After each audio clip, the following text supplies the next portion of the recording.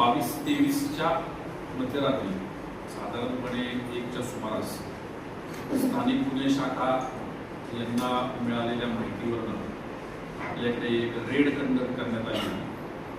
जी red Koregaon police स्टेशनचे अधिकारी अंमलदार यांची मदत घेऊन स्थानिक गुन्हे शाखेच्या अधिकारी अंमलदारांनी ही रेड पार पाडली। या रेडमध्ये कोरेगाव गावामध्ये एका इमारतीमध्ये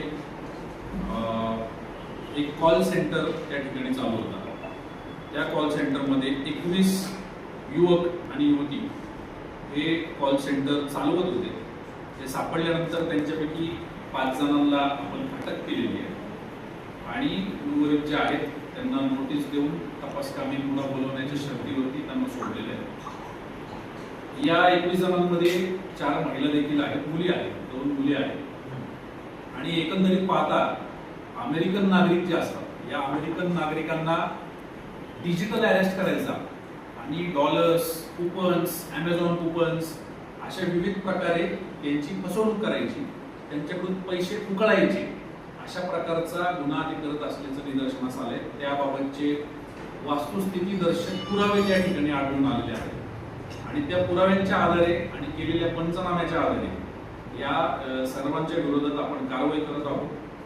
काल रात्री आज पहाटे कोरेगाव पोलीस स्टेशन या ठिकाणी गुन्हा दाखल करण्यात आलेला आहे आणि त्यांची पोलीस कस्टडियल रिमांड मागून पुढील तपास याच्यामध्ये स्थानिक गुन्हे शाखेमार्फत आपण करत आहोत। यासाठी आपल्याला आवश्यक ती मदत ही फक्त राज्य शासनाकडूनच नाही तर केंद्र शासन स्थित असलेल्या ज्या एजन्सीज आहेत त्यांच्याकडून पण घ्यावी लागणार आहे आणि याच्या बाबतचे जे काही स्टँडर्ड ऑपरेटिंग प्रोसिजर्स आहेत ते फॉलो करून हा तपास पुढे कार्यरत राहील।